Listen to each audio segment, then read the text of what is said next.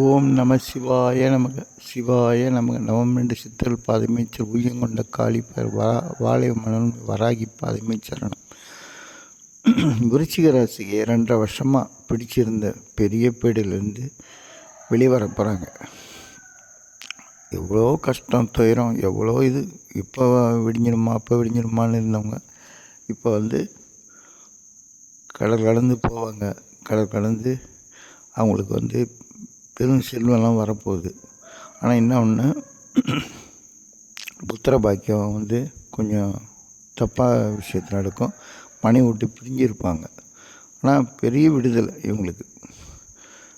விருச்சிக ராசிக்கு அவங்க நினச்சி பார்க்காத செல்வம்லாம் அவங்களை தேடி வரப்போகுது. இதை 2.5 வருஷத்துக்கு பயன்படுத்திக்கணும். வாழ்க வளமுடன்.